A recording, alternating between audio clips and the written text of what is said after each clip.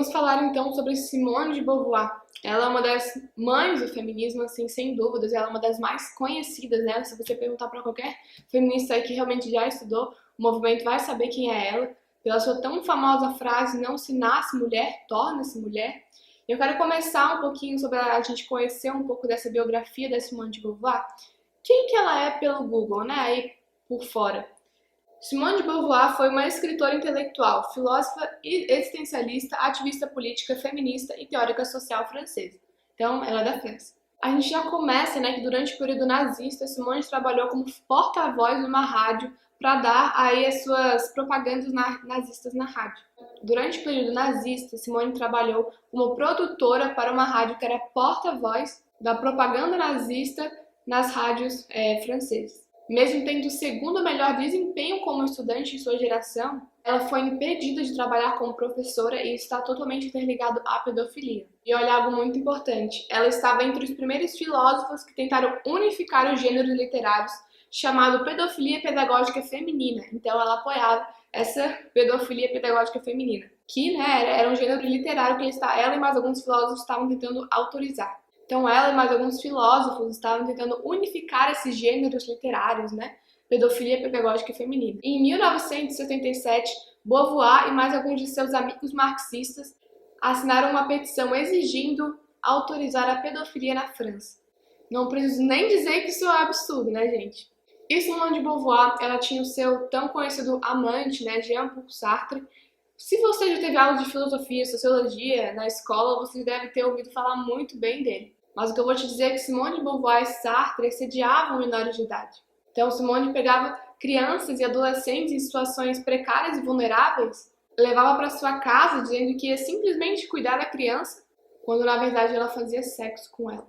E nessa mesma situação ocorria suicídio, 4 abortos de uma mesma menina, vício em drogas, abandono da escola, abandono familiar e entre muitas outras coisas horríveis. E em 1949, Simone de Beauvoir lançou o seu tão famoso livro, né, O Segundo Sexo, que foi um livro muito importante para a história do movimento feminista. Não é à toa, né, que esse livro é chamado como se fosse a Bíblia do feminismo. Simone já confessou que desde seus 12 anos ela já tinha desejos sexuais, e Sartre já confessou também que desde seus 13 anos já sentia atração sexual pela sua própria mãe. E essa informação aqui é mais nojenta ainda. O casal já até assinou uma petição em 1977 que daria a liberdade para 3 homens que foram condenados por fazer sexo com adolescentes menores de 15 anos. Então, eles estavam assinando uma petição para dar liberdade para esses 3 homens, né, pedófilos, que foram condenados por fazer sexo com adolescente. Então, só por aí você já vê o nível desse tipo de pessoa, desses filósofos, né, desses teóricos, enfim. Simone ela era professora, mas ela perdeu o seu cargo justamente por ter sido acusada de abusadora sexual. E a sua primeira vítima foi Olga, e o sobrenome dela não vou falar porque é muito grande, é um nome em francês, é bem difícil, que era uma das alunas de Simone. Eu vou estar até deixando aqui embaixo, gente, eu vou estar deixando, sempre que eu puder, vou estar deixando complementos para vocês nas aulas, seja livros em PDF, links, enfim, para você se aprofundar mais ainda, onde mostra também casos de vítimas de Simone de Beauvoir, teve meninas que fizeram livros contando a sua história como vítima, enfim, então é muito importante a gente se atentar nisso. Então, ser escapadas com sabor de nazismo e pedofilia não te fizeram questionar sobre o caráter de Simone de Beauvoir, dê uma olhada nas suas obras que você vai ficar mais repleto ainda. E tem um livro chamado Memórias de uma Moça Mal Comportada, que é escrito por Bianca Lamblin. O livro conta a história, né, de uma das vítimas de Simone de Beauvoir e que, na verdade, teve a vida destruída por ela. Então, caso você queira saber mais sobre esse assunto, eu te indico a biografia da Simone de Beauvoir e Jean-Paul Sartre, que tem um livro chamado Uma Relação Perigosa, onde conta sobre todas as coisas mais horríveis que você possa imaginar que esse casal já fez.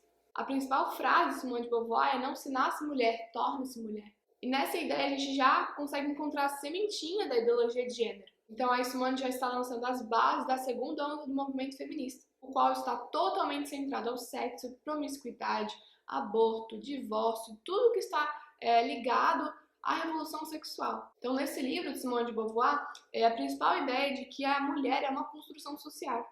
Então, a principal ideia é de que a condição de ser mulher é uma construção social. Então, que a feminilidade é uma construção social, histórica, cultural. Isso também está aí no livro da Judith Butler, né, a teórica aí da terceira onda do movimento feminista sobre ideologia de gênero, que a gente vai falar mais pra frente. Ela está defendendo já na segunda onda exatamente a mesma ideia. Tudo é performance, construção e depende da educação recebida. Na página 62 do livro da Simone de Beauvoir, ela acaba admitindo coisas que certas feministas não admitem hoje em dia. Ela diz o seguinte sobre as mulheres: a mulher é mais fraca do que o homem, ela possui menos força muscular, menos glóbulos vermelhos, menor capacidade respiratória, corre menos depressa, ergue pesos menos pesados, não há quase nenhum esporte em que possa competir com ele, não pode enfrentar o macho na luta.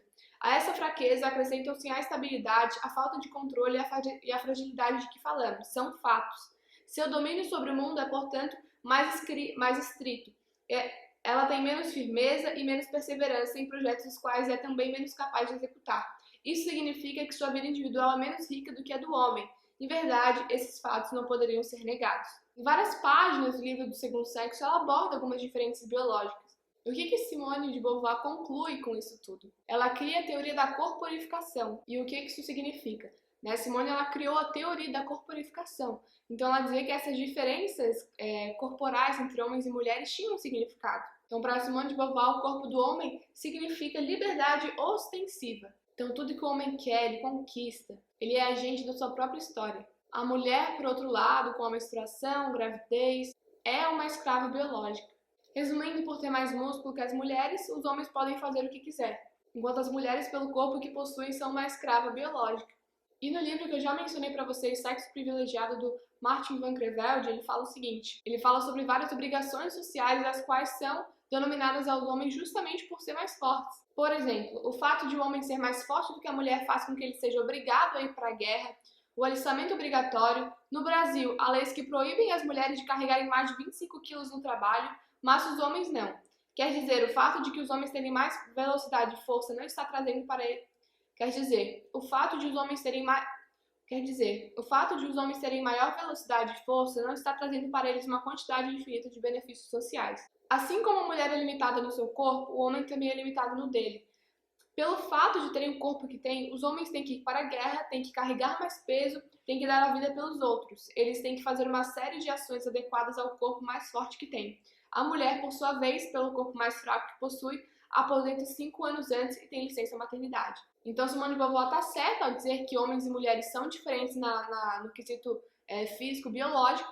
No entanto, essa desvantagem de força física são uma condição natural, não é culpa de ninguém. Os homens não se reuniram e disseram: nós vamos fazer as mulheres mais fracas. Os homens não se reuniram e determinaram que as mulheres seriam mais fracas. Não é possível você escrever um manifesto em relação às suas desvantagens naturais, isso não tem como você mudar. Se você é mulher e tem um corpo mais fraco que o do homem, não é culpa sua, assim não é culpa do homem ele ter um corpo mais forte que o nosso. E existe um documentário norueguês que se chama O Paradoxo da Igualdade, que eu vou estar deixando em algum desses módulos aqui para vocês assistirem. Então, se tiverem um tempinho, assistam, é muito bom e ele fala um pouco sobre essa questão. Primeiro tópico que a gente deve entender sobre o livro de Simone de Beauvoir, que o corpo feminino ele é uma prisão, é um fardo, é um sofrimento. Em contrapartida, o corpo masculino é uma bênção, ele pode fazer tudo o que ele quiser. E o terceiro, de que existe uma construção social do que é ser feminino, do que é ser mulher, do que é ser homem, do que é ser masculino. Essa construção social é artificial, histórica e cultural e não tem nada a ver com a questão biológica. Porém, Simone diz o seguinte em relação à feminilidade: nenhum destino biológico define a figura da fêmea. A civilização como um todo elabora esse produto intermediário entre o macho e o castrado que qualificamos de feminino. Então, a feminilidade, além de ser algo ruim, é um produto, é algo que foi construído, que foi produzido pela sociedade. Segundo a Simone e todas as outras feministas, a feminilidade é algo construído pela sociedade machista e patriarcal, que aprisiona as mulheres. E o quarto tópico muito importante para a gente entender sobre Simone e sobre outras feministas é que ela também é anticristã, anti-Jesus, anti-Maria e anti-igreja. Isso é uma prova de que não só ela, como outras feministas, como a maioria, todas são anticristãs. Vou ler aqui para vocês. A virgindade de Maria tem principalmente um valor negativo, pois pela primeira vez na história da humanidade, a mãe se ajoelha diante do próprio filho e reconhece livremente a própria inferioridade. Ela contextualiza isso dizendo que a imagem de Maria é uma imagem machista. Simone nunca foi mãe porque era abortista e também nunca foi esposa porque não se casou com seu amante Jean Paul Sartre.